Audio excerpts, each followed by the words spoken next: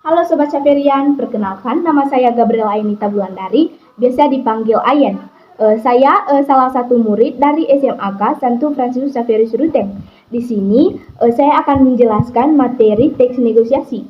Itu saja perkenalan singkat dari saya. Selanjutnya saya akan menjelaskan materi teks negosiasi. Baik, di sini saya akan menjelaskan pengertian teks negosiasi. Mungkin teman-teman bertanya apa itu teks negosiasi? Teks negosiasi adalah suatu bentuk interaksi sosial yang biasanya berfungsi sebagai media untuk mencapai suatu penyelesaian bersama antara antara pihak yang memiliki perbedaan kepentingan. Pihak tersebut akan berusaha menyelesaikan perbedaan yang muncul dengan cara berinteraksi dan mencari solusi dengan tidak merugikan salah satu pihak. Baik, selanjutnya saya akan menjelaskan struktur teks negosiasi. Jadi ada beberapa struktur teks negosiasi. Dapat dikatakan bahwa ilmu negosiasi ini penting untuk diterapkan ke dalam pekerjaan atau dalam kehidupan sehari-hari. Jadi ada beberapa struktur teks negosiasi. Yang pertama itu orientasi. Nah, orientasi yang dimaksud di sini adalah into pengenalan ataupun salah satu pembuka. Apabila menggunakan bahasa interaksi dengan pihak lain, dapat dikatakan hal itu sebagai ajang basa-basi dulu. Jadi di dalam teks negosiasi ada urutan dan juga etikanya. Tidak boleh langsung membuat negosiasi secara berlangsung. Yang kedua itu permintaan. Nah, permintaan di sini itu setelah melakukan basa-basi, tahap selanjutnya adalah tahap permintaan. Tetapi perlu kamu pahami bahwa permintaan ini harus menyesuaikan dari selera dan juga kebutuhan masing-masing. Saat ada permintaan, pastinya pihak menyediakan barang atau jasa akan memberikan harga terlebih dahulu. Akan tetapi sebelum masuk ke dalamnya ada tahap ketiga, yaitu tahap pemenuhan. Nah, tahap pemenuhan di sini itu pemenuhan tersebut lebih fokus pada penyediaan barang dan juga jasa. Apakah pihak dapat memenuhkan permintaan atau tidak? Yang terjadi dalam jumlah yang banyak, pihak akan menyediakan melakukan konfirmasi atau koordinasi beberapa waktu untuk memastikan stok barang atau jasa yang diminta.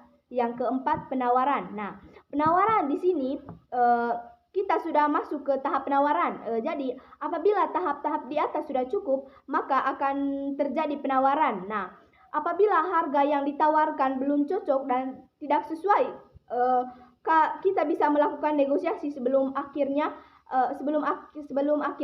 akan memutuskan sepakat ataupun penolakan. Yang kelima itu persetujuan. Nah, persetujuan di sini tuh setelah kedua pihak melakukan penawaran dan ditentukan suatu kesepakatan, itu berarti sudah masuk ke tahap persetujuan. Dalam tahap ini sebaiknya dalam melakukan teks negosiasi itu tanpa ada pemaksaan, sehingga kedua belah pihak sama-sama bisa mendapatkan keuntungan. Jika tahap ini selesai, maka tidak ada pihak yang dirugikan. Yang keenam, pembelian. Nah, apabila sudah cocok dan sesuai di antara kedua belah pihak, barulah dilakukan transaksi pembeli. Nah, jika berhasil terjadi transaksi pembeli tersebut, itu artinya satu orang yang menawar barang dan jasa itu berhasil melakukan praktik teks negosiasi. Yang kedua, selanjutnya saya akan menjelaskan ciri-ciri teks negosiasi. Seperti yang sudah dibahas sebelumnya, bahwa pengertian teks negosiasi adalah suatu proses tawar-menawar antara kedua belah pihak sehingga tercapai suatu persetujuan dan pembelian. Negosiasi dalam kehidupan sehari-hari memang seringkali kita gunakan. Akan tetapi kita tidak selalu menyadari hal itu. Adapun contoh negosiasi yang seringkali kita praktikan dalam kehidupan sehari-hari adalah ketika kita melakukan penawaran, contohnya itu saat membeli baju, sepatu, baik itu online maupun secara langsung. Mungkin karena sudah terlalu biasa dilakukan, kita sampai tidak bisa tahu mengenai ciri-ciri teknik negosiasi itu sendiri.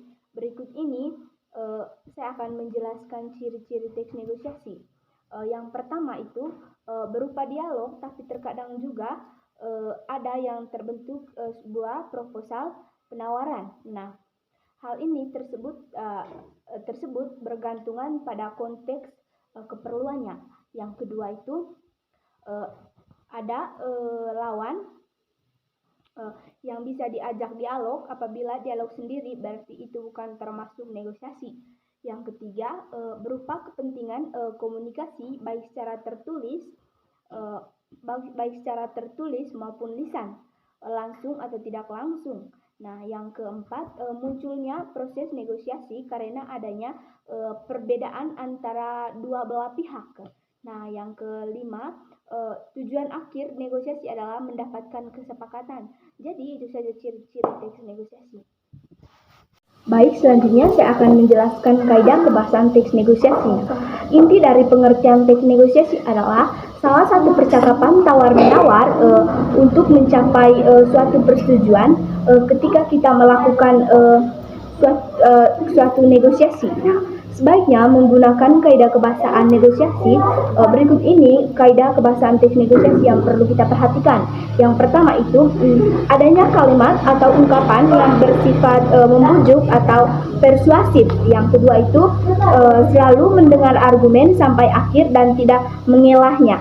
Yang ketiga, kedua belah pihak meminta saling memberikan penjelasan tentang argumennya. Yang keempat itu selalu menggunakan bahasa yang tidak menyakiti atau bahasa yang santun. Yang kelima, setiap kesepakatan atau persetujuan antara kedua belah pihak saling menguntungkan. Yang keenam, berisi tentang percakapan antara kedua belah pihak. Yang ketujuh itu memiliki sifat berupa memerintah atau memenuhi perintah.